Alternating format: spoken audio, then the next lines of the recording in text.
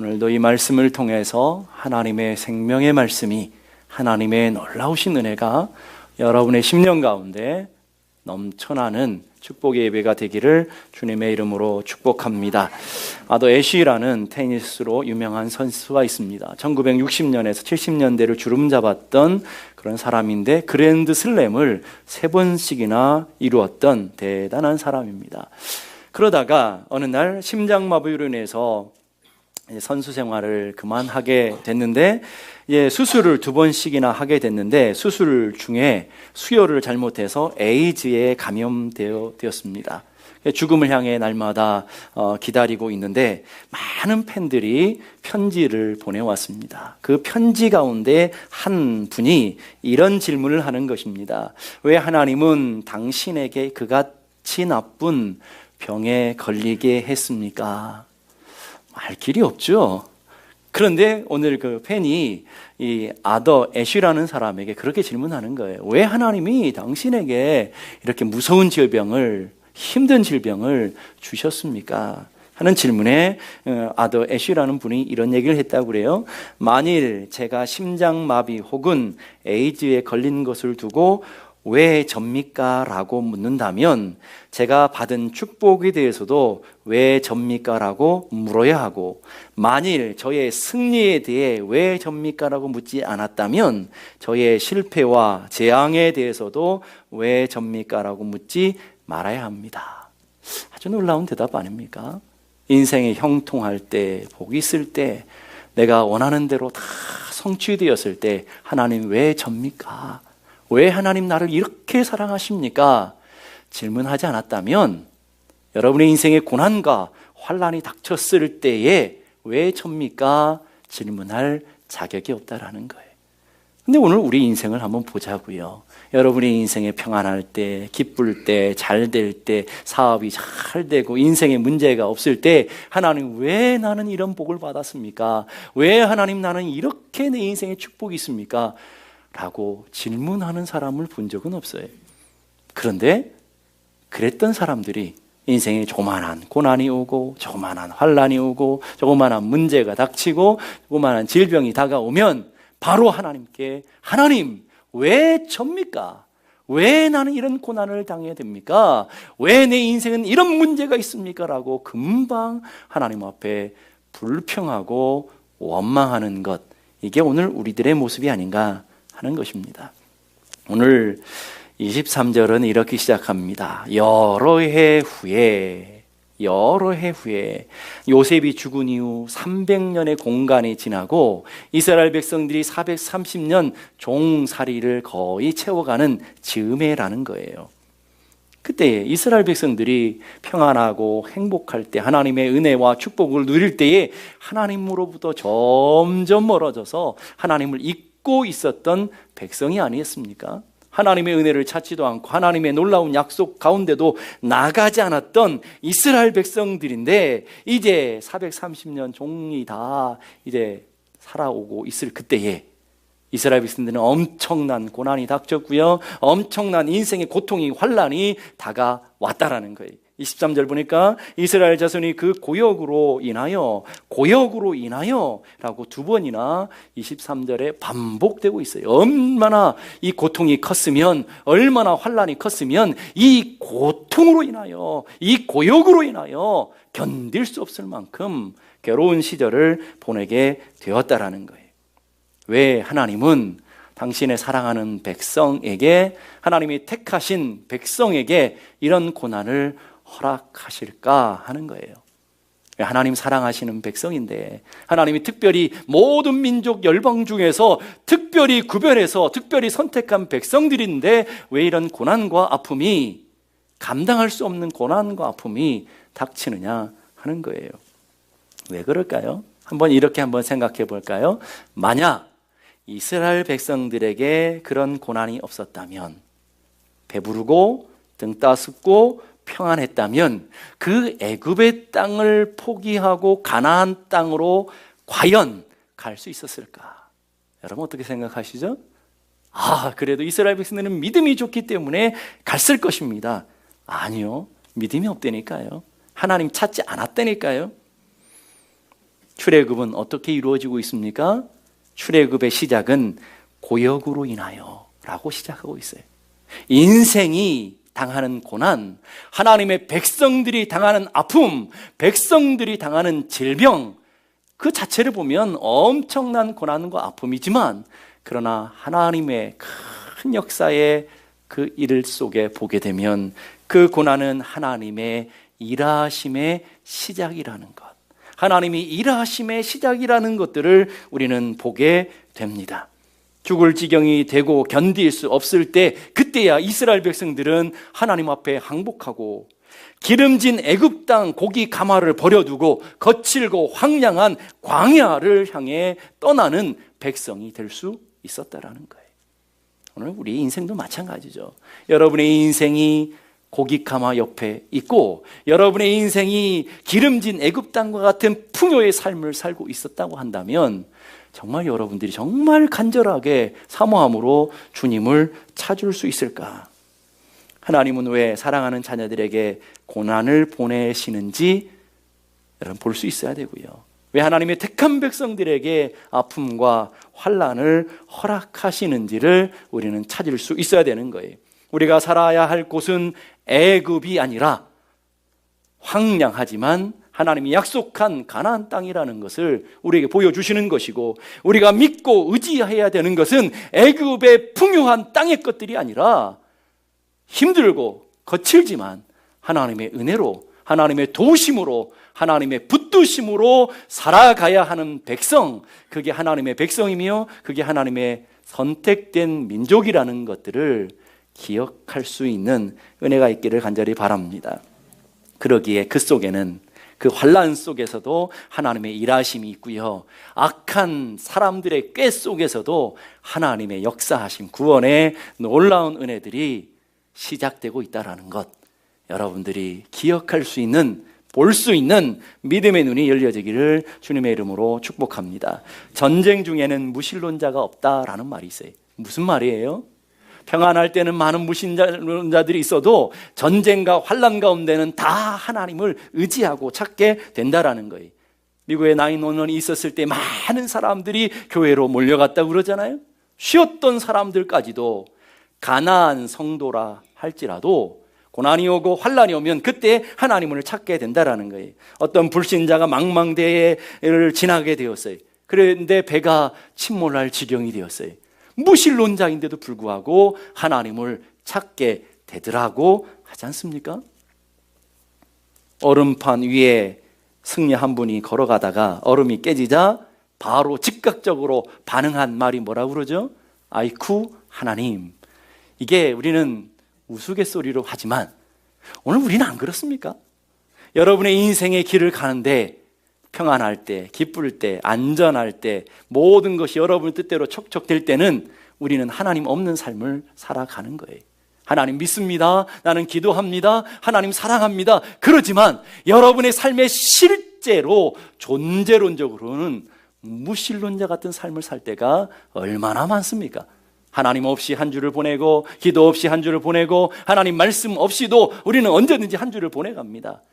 그런데 고난이 오고 환난이 오면 하나님 붙잡고 하나님 찾고 하나님 의지하는 것, 이게 오늘 우리들의 연약함이 아닌가 생각합니다. 자, 한번 보세요. 이스라엘 백성들에게 고역이 있고 큰 풍파가 있고 환난이 닥쳐왔어요. 그랬더니 23절 보니까 이스라엘 백성들이 어떻게 반응하나요? 탄식하며 부르짖으니 그랬어요.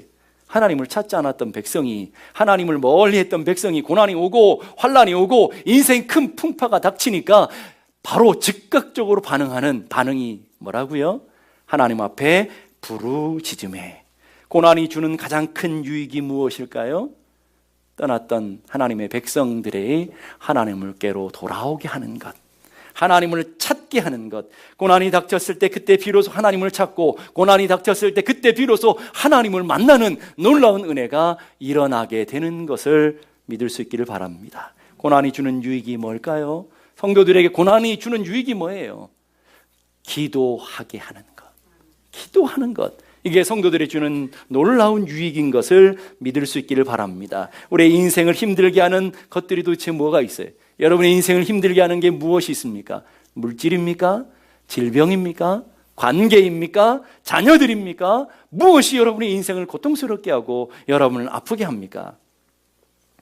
그런데 그 내가 당하는 고통, 내가 당하는 아픔이 단순히 아픔이 아니라, 단순히 고통이 아니라 하나님은 그 고통을 도구로 삼으셔서 하나님의 백성들로 하여금 하나님께로 나오게 하시고, 그 고통을 도구로 삼으셔서 하나님의 백성들로 하여금 하나님을 만나게 하는 놀라운 도구로 사용하고 계심을 믿을 수 있기를 바랍니다. 사무엘하 7장 14절 우리 함께 다 같이 읽겠습니다. 나는 그 아비가 되고 그는 내 아들이 되리니 저가 만일 죄를 범하면 내가 사람 막대기와 인생 채찍으로 징계하려니와. 하나님께서 이스라엘 백성들에게 하시는 말씀이에요. 너희들은 하나님의 백성, 택한 백성인데 너희들이 혹시 하나님을 떠나면, 너희들이 혹시 믿음으로부터 멀어지면 내가 너희들을 징계하겠다. 무엇으로요? 사람 막대기와 인생 채찍으로. 하나님이 구체적으로 우리에게 말씀하셨어요. 하나님의 백성들에게 하나님을 떠났을 때 하나님은 그냥 계시는 것이 아니라 하나님께서 인생 채찍과 사람 막대기로 우리를 징계하시겠다. 그런데 구약에 보니까 그 사람 막대기, 인생 채찍 구체적으로 세 가지로 많이 나타나고 있어요. 첫 번째는 기근, 둘째는 온역, 세 번째는 전쟁.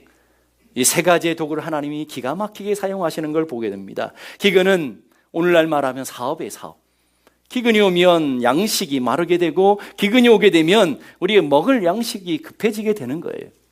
하나님께서 당신의 사랑하는 자녀들이 하나님을 떠났을 때 제일 먼저 사용하는 도구가 영적인 기근뿐만 아니라 여러분의 인생의 물질에 기근을 들게 하신다라는 거예요. 사업이 어렵게 하신다는 거예요. 그리고 두 번째는 온역. 온역이 뭐죠? 질병이에요, 질병. 하나님을 떠난 백성들이 하나님 질병을 사용하셔서 질병을 통해서 하나님의 백성들을 부르시고 계시더라. 세 번째는 전쟁. 전쟁을 하나님 허락하신, 이스라엘 백성들이 하나님 떠나면 주변에 있는 강한 나라들을 들어서 이스라엘 백성을 흔들어 놓으셔요. 이스라엘 백성들이 하나님으로부터 멀어지면 주변에 있는 나라를 통해서 이스라엘 백성들을 흔들어 놓으시는 하나님. 이게 국가적으로 그렇지만 개인적으로 보게 되면 우리 삶의 왼수를 뜻하죠. 우리 인생에 뜻하지 않는 원수를 만나요. 뜻하지 않는 적들을 만나게 돼요. 그럴 때에 하나님께서 이 세 가지의 도구를 통해서 하나님이 우리를 회개의 자리로, 은혜의 자리로 부르고 계시는 모습을 보게 됩니다. 하나님은 기근과 온역과 전쟁을 통해서 우리에게 사인을 주시는 거예요. 그 사인이 올 때마다 너희들은 깨달아라. 뭘 깨달으라고요? 하나님을 기억하고 하나님께 돌아오라는 하나님의 사인이라는 것을 기억하라라는 거예요. 그러면서 제발 버티지 말고, 맞으면서도 끝까지 버티는 어리석은 사람들이 있잖아요. 끝까지 버티지 말고 너의 마음을 굳게 닫아서 강팍하게 하지 말고 어떻게 하라고요? 주님께로 돌아와라. 내가 너희들이 하나님을 떠났을 때 기근과 온역과 전쟁을 통해서 너희들을 징계할 터인데, 그때는 버티지 말고, 그때는 마음을 닫지 말고 주께로 돌아오라. 주님이 그 사인으로 주셨다라는 거예요. 오늘 여러분의 인생에 고난이 닥치고 여러분의 인생에 환난이 있을 때 주께로 나아가는, 기도의 자리로 나아가는, 은혜의 자리로 나아가는 여러분들이 될 수 있기를 주님의 이름으로 축복합니다. 그래서 성도들에게 주신 생명의 줄이 하나 있어요. 성도들에게 주신, 하나님의 자녀들에게만 주신 생명의 줄, 그게 뭐죠? 기도라는 거예요. 자, 야고보서 5장 13절을 보십시다. 야고보서 5장 13절 다 같이, 너희 중에 고난당하는 자가 있느냐? 저는 기도할 것이요. 즐거워하는 자가 있느냐? 저는 찬송할지니라. 자, 오늘 여러분들에게 묻는 거예요. 너희들 중에 고난당하는 자가 있느냐? 있습니까? 뭐 하라고요? 기도하라는 사인이라는 거예요. 너희들 중에 아픔이 있는 사람이 있느냐? 너희들 중에 질병이 있는 사람이 있느냐? 너희들은 낭망하고 절망하고 염려하지 말고 기도할 것이요. 기도하라고 그랬어요. 목사님, 저는 문제가 없는데요. 그 다음에 밑에들 보세요. 즐거워하는 자들이 있느냐? 저는 뭐 하라고요? 찬송할지라. 문제가 없으면 하나님의 영광을 바라보며 하나님의 은혜를 바라보며 하나님의 도우심을 바라보며 하나님의 그 큰 은혜를 바라보며 찬송하는 하나님의 사람들이 되라라는 거예요. 스펄전 목사님이 이런 얘기를 합니다. 기도는 절벽 아래로 던져진 밧줄이며 그 위에서 하나님의 귓가에 커다란 종이 달려있다. 사람들은 지지부진하게 기도하는 까닭에 그 종을 울리지 못한다. 그러나 하나님의 음성을 듣는 사람은 그 밧줄을 담대하게 쥐고 온 힘을 다하여 계속적으로 잡아당기는 사람이다. 우리 인생에 걷다 보면 때로는 깊은 웅덩이를 통과할 때도 있고요, 때로는 나와 상관없이 깊은 절망의 죽음의 골짜기를 통과할 때도 있다라는 거예요. 그런데 하나님이 그 백성들에게 뭐를 던져주신다고요? 줄을 던져주시는데 그 줄을 붙잡고 스펄전 목사님의 표현대로 말하면 온 힘을 다하여 쥐고 그리고 계속적으로 잡아당기는 것, 온 힘을 다해 잡아당기는 기도의 줄로 나아가는 하나님의 사람들이 돼야 된다라는 거예요. 기도에는 절벽에 매달린 듯한 절실함으로 기도의 그 자리에서 하나님 앞에 절박함을 가지고 기도하는 백성들이 돼야 된다. 주님께서 말씀하시는 거예요.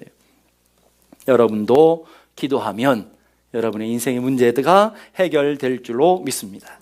여러분도 기도하면 믿음의 조상들이 하늘의 놀라운 문이 열린 축복을 경험한 것처럼 여러분도 그 경험을 누리게 될 줄로 믿습니다. 여러분도 기도할 때 질병이 치유되고요, 여러분도 기도할 때 사단의 권세가 떠나게 되고요, 여러분도 기도할 때 묶였던 것들이 풀리게 되고요, 여러분도 기도할 때 하늘의 신령한 은혜와 복을 누리게 될 줄로 믿습니다. 믿습니까?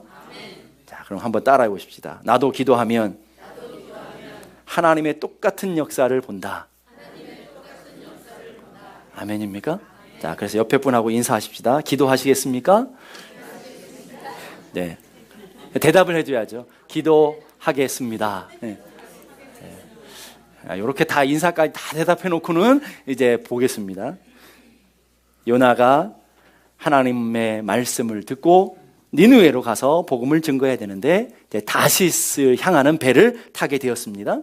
불순종하다 보니까 풍랑을 만나게 되었죠. 하나님은 풍랑만 보내시는 것이 아니라 풍랑과 함께 뭘 보내셨어요? 큰 물고기를 준비하셔서 풍랑 만난 요나를 물고기 속에 들어가게 하시죠. 하나님은 여러분의 인생에 풍랑만 보내시는 분이 아니신 것을 믿을 수 있기를 바랍니다. 하나님 그렇게 잔인한 분이 아닙니다. 하나님이 여러분을 사랑하실 때에, 여러분 사랑하는 자녀들에게 풍랑을 보내실 때는 언제나 함께 뭘 보내신다고요? 큰 물고기, 피할 처소를 예비하시며 보내시는 하나님이시라는 거예요. 그런데 그 물고기 뱃속에서 요나가 하나님의 은혜를 깨닫고 하나님의 도우심을 깨달으며 그 절망의 순간에 하나님의 엎드려 기도하는 장면이 나오게 돼요. 요나서 2장에 보게 되면 요나가 물고기 뱃속에서 그 하나님 여호와께 기도하여 가로되 내가 받은 고난을 인하여 여호와께 불러 아뢰옵사더니, 뭐 때문에 기도했다고요? 내가 당하는 이 고난으로 인하여 여호와께 아뢰게 되었고 주께서 내게 대답하셨으니 내가 스올의 뱃속에서 부르짖었나. 스올의 그 깊은 절망의 순간에서 하나님을 찾고 하나님을 부르짖게 되었습니다. 그랬더니 하나님이 응답하셨습니다 라고 우리에게 말씀하신다는 거예요. 사랑하는 성도 여러분, 하나님께서 여러분에게 고난을 보내셨을 때에 하나님 앞에 부르짖어 기도하라는 사인이라는 것을 깨달을 수 있는 은혜가 있기를 바랍니다. 인도연 선교에 불타는 열정을 품었던 브레이너드라는 분이 계셔요. 28살 때 젊은 나이에 폐병으로 죽어가고 있었어요. 그런데도 그 절망의 순간에 하나님 앞에 부르짖어 기도하는 것을 포기하지 않았다고 하잖아요. 그러면서 이런 위대한 얘기를 남겼어요. 나에게 다른 길은 막을 수 있어도 기도하는 것은 막을 수 없다. 다 사망아 내게 와라, 절망아 내게 와라, 문제야 내게 와라, 다 나를 막을 수 있어도 내가 기도하는 것은 막을 수 없다. 이게 브레이너드의 고백과 동시에 저는 여러분 한 사람 한 사람의 고백이 될 수 있기를 바라요. 사람이 나를 어찌하겠는가, 나의 기도하는 것은 막을 수 없다. 그 고통과 고난도 내가 기도하는 것은 절대로 막을 수 없다. 믿음으로 나아가는 하나님의 자녀들이 될 수 있기를 간절히 바랍니다. 하나님께서는 우리에게 인생의 고난만 허락하시는 것이 아니라 그 고난의 자리에 우리에게 인생의 그 고난의 때에 우리에게 SOS를 가르쳐 주셨죠. 그 하나님께서 우리에게 SOS로 가르쳐 주신 하나님의 말씀 333 기억이 나시나요? 예, 옆에 분하고 보세요. 기억나시나요? 333. 그 333이 뭐죠? 예레미야 33장 3절의 말씀. 그 하나님의 약속을 우리에게 SOS로 주셨다고요. 그 SOS 333이 뭡니까? 너는 내게 부르짖으라. 내가 내게 응답하겠고 내가 알지 못하는 크고 비밀한 일을 내게 보이리라. 자, 여기에는 하나님의 명령이 담겨져 있어요. 그리고 동시에 하나님의 언약, 약속도 담겨져 있어요. 짧은 본문인데 하나님의 명령이 있어요. 그 명령이 뭐예요? 너는 부르짖으라. 부르짖어야 된다. 그 명령 앞에 하나님의 주시는 약속이 뭐죠? 내가 너에게 응답해 주겠다. 믿습니까? 우리는 부르짖어 기도하면 주님은 응답해 주시는 것을 믿을 수 있길 바랍니다. 자, 그런데 잘 보세요. 오늘 우리가 해야 할 일과 하나님이 하실 일이 다르다라는 거예요. 우리가 해야 되는 건 뭐죠? 부르짖는 것. 그리고 하나님이 하시는 일은 응답하는 것. 그런데 오늘 여러분들을 잘 점검해 보세요. 여러분의 인생에 문제가 있고 여러분의 인생에 환란이 닥치고 여러분의 인생에 어려움이 닥치면 뭘 하죠? 문제 해결하려고 사람 쫓아다니고 병원 쫓아다니고 이 사람 만나면 도와줄 수 있을까? 이렇게 하면 내 인생의 문제를 해결할 수 있을까? 누가 할 일을 하고 있어요 지금? 하나님이 하실 일을 내가 부지런히 쫓아다니면서 하는 거예요. 그랬더니 문제가 잘 해결되던가요? 문제가 해결되지 않고 절망과 낙심, 이 인생에 그러고 있으면서 꼭 그때 하는 게 있어요. 하나님 왜 그렇습니까? 하나님 왜 그렇습니까? 그럴 때에 하나님이 하시는 말씀 있죠. 네 할 거나 잘해라. 왜 내 할 것을 네가 하니? 이렇게 얘기하시는 거예요. 그러니까 하나님이 딱 팔짱을 끼고 그래 네가 얼마나 잘하나 보자. 네 하는 것들이 얼마나 이루어지는지 보자. 뒷짐을 딱 찌고 하나님이 구경하고 계시니까 인생의 문제가 해결되겠어요? 여러분들은 뭘 해야 된다고요? 부르짖어 기도해야 되는 거예요. 여러분이 해야 할 일은 하나님 앞에 부르짖으라. 주님 명령하셨어요. 하나님이 하실 일은요? 우리가 부르짖어 기도할 때 문제를 해결하시고 응답하시고 하나님의 역사를 만드시고 우리의 길을 예비하시는 그 일은 하나님 몫이라는 거예요. 그러게 월권들 하지 마세요. 그럼 하나님이 다 뒷짐지고 그래 어떻게 하나 보자. 네 힘으로 네 능력으로 어떻게 잘 하나 보자. 하나님 그러실 거 아니겠습니까? 한번 따라해 보십시다. 내가 할 일은 내가 하고 하나님이 하실 일은 하나님이 하시도록 하자. 자, 옆에 분하고 내가 할 일은 내가 하고 하나님이 하실 일은 하나님이 하시도록 하자. 자, 시작. 끝까지 잘 하시네요 오늘은. 예, 내가 할 일은 내가 하자라는 거예요. 여러분이 할 일은 뭐라고요? 기도하는 것, 하나님께로 나아가는 것, 하나님 붙드는 것은 우리가 하는 거예요. 그래서 하나님이 너희는 가만히 있어 여호와가 하나님 됨을 알지어다. 여러분이 홍해를 가를 수 있습니까? 여러분이 여리고 성을 무너뜨릴 수 있습니까? 못해요. 하나님이 시키는 거나 잘하면 돼. 하나님이 시키는 건 뭐예요? 너는 내게 부르짖으라. 그러면 내가 홍해를 가를게. 내가 여리고 성을 무너뜨릴게. 내가 아말렉을 무너뜨릴게. 그건 내 몫이야. 근데 오늘 우리는 인생이 얼마나 어리석은지 해결되지도 않는 길을 쫓아다서 내가 흔들고 있고 내가 붙들고 있으니까 되겠냔 말이에요. 여러분, 문제가 있을 때 문제와 씨름할 때가 아니라 우리는 하나님 앞에 부르짖어 기도할 때인 것을 믿습니다. 질병이 닥칠 때 우리는 낭망할 때가 아니라 하나님 앞에 부르짖을 때인 줄로 믿습니다. 우리 인생에 고난이 닥치고 환난이 닥칠 때 원망하고 불평할 때가 아니라 하나님 앞에 기도할 때인 것을 믿습니다. 여러분의 인생에 장애물이 있고 문제가 생길 때 두려워하며 낭망할 것이 아니라 어떻게 해야 된다고요? 하나님께로 나아가야 되는 사인이라는 것을 기억할 수 있기를 바랍니다. 그래서 우리는 얼마나 대단한 능력을 가진지 아세요? 우리 인생에 문제가 올 때마다, 인생에 환란이 올 때마다 기가 막힌 방법이 있어요. 내가 붙들고 있으면 안 돼요. 내가 붙들고 있는 문제를 하나님의 손에 딱 옮겨놔야 돼요. 그게 뭐예요? 내 인생의 문제, 내 인생의 환란, 내 인생의 폭풍을 기도 제목으로 바꿔버리는 거예요. 하나님, 알아서 하십시오. 하나님, 이 문제를 하나님 손에 올려드립니다. 이게 기도라는 거예요. 여러분이 해결하라는 거 아니에요. 하나님이 하시려고 하니까 맡기라는 거예요. 너희 모든 염려를 주께 맡겨버리라. 이는 저가 너희를 권고하심이라. 저가 너희를 돌보심이니라. 이게 하나님의 명령인 줄로 믿습니다. 자, 그랬더니 하나님 앞에 부르짖었더니 그 다음 보세요. 하나님의 놀라운 응답의 모습이 어떻게 나오는지 그 다음 절에 쭉 보니까 4개의 동사가 반복되고 있어요. 4개의 동사가 지금 연거푸 나오고 있는데 그 동사가 뭐냐면 상달되었다, 들으셨다, 기억했다, 권념했다. 자, 보세요. 하나님이 우리의 기도를 받으셔서 올라와서 받으시고요, 그리고 들으시고요, 기억하시고요, 응답해 주시는 이 일련의 과정, 놀라운 과정이 급속히 반복되고 있는 것을 우리는 보게 됩니다. 자, 첫 번째, 하나님 23절 보니까 부르짖는 소리가 하나님께 상달되었다. 우리 기도가 어떻게 됐다고요?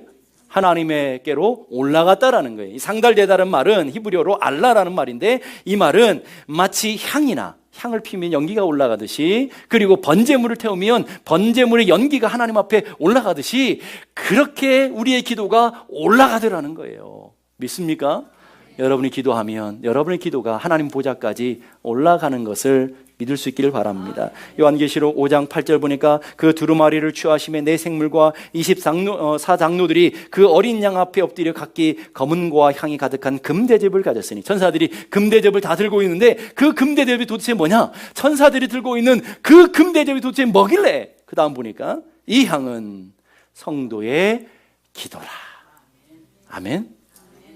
여러분들이 기도하면 천사가 있다가 여러분의 기도를 주의 접시에 탁 담으셔가지고 누구에게로 간다고요? 하나님께로 탁 간다고요. 그런데 왜 안 하죠? 놀라운 일이죠. 이게 기도하는 게 놀라운 게 아니라 안 하는 게 놀라운 거죠.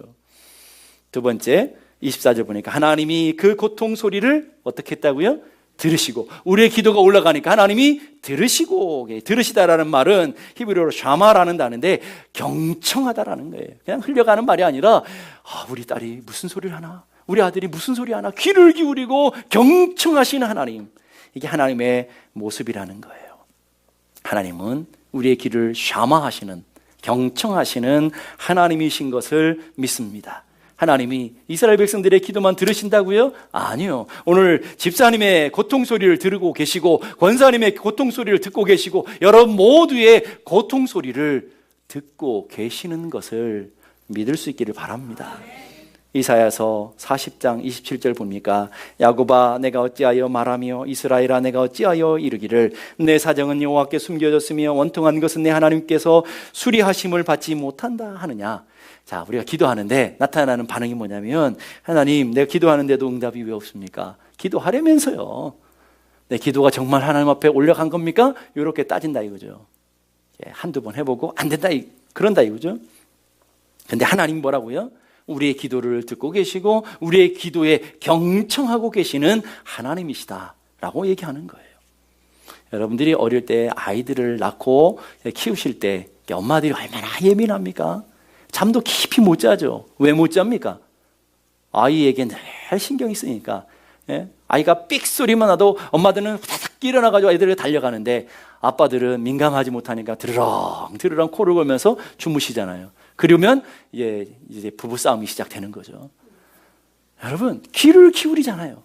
그래서 애가 울면 애가 뭐가 필요한가 해서 필요를 채워주잖아요. 하물며 인간도 그런데 사랑이 풍성하신 하나님이 여러분의 부르짖음에 들으시고 여러분들의 부르짖음을 응답하시는 그 하나님께서 안 들으시겠냔 말이에요. 그래서 오죽하면 이런 찬송이 나오는 거 아니겠어요? 너의 작은 신음에도 응답하시며.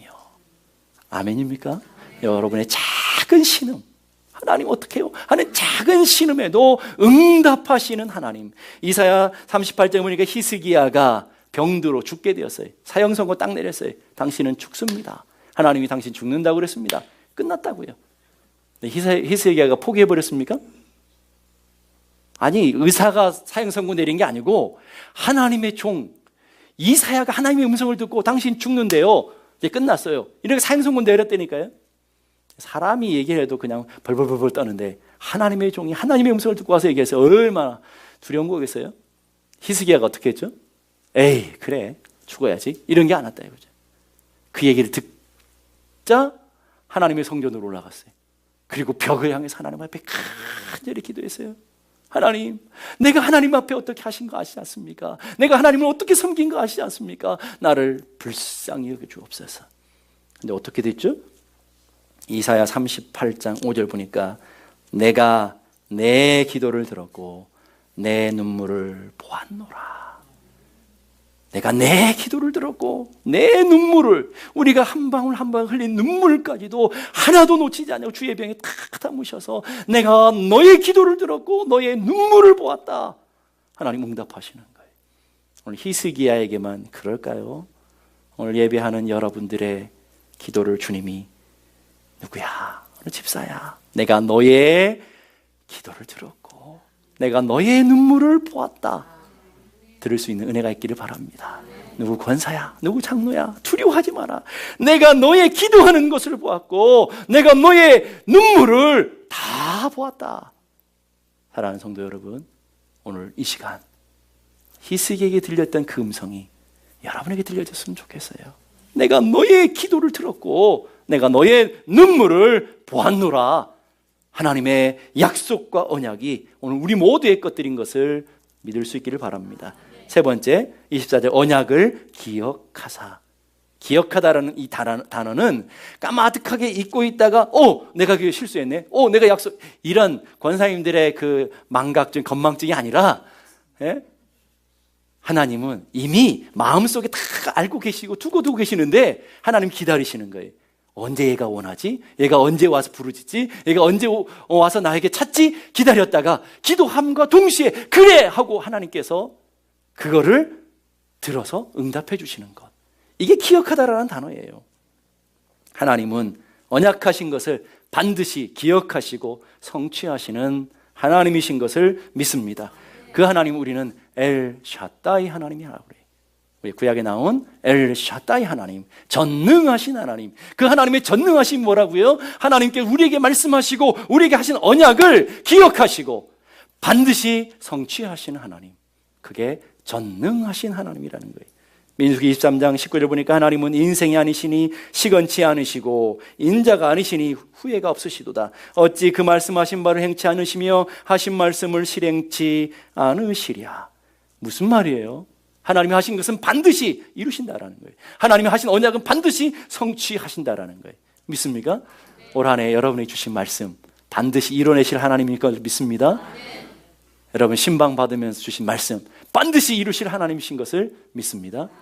그 이루신 하나님이라는 거예요. 그래도 신방을 잘 안 받아요.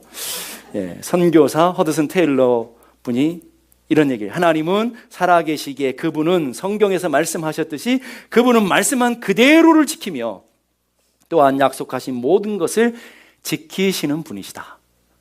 이게 하나님이라는 거예요. 저는 이 허드슨 테일러 선교사의 고백이 여러분의 고백되기를 간절히 바랍니다. 마지막으로 25절 보니까 이스라엘 자손을 권념하셨다. 이 권념하다라는 단어는 히브리어 두 단어가 합쳐져 있는 거예요. 라하라는 보다, 하나님이 주목하다라는 단어와 두 번째는 야다, 알다라는 이 두 단어가 합쳐져 있는 거예요. 주님은 우리를 권념하시는 하나님이시라는 무슨 말이냐면 보고 돌보시고 우리를 아시고 우리의 모든 형편을 아시고 돌봐주시는 하나님이시라는 거예요. 이게 오늘 우리가 믿는 권념하시는 하나님이시라는 거예요.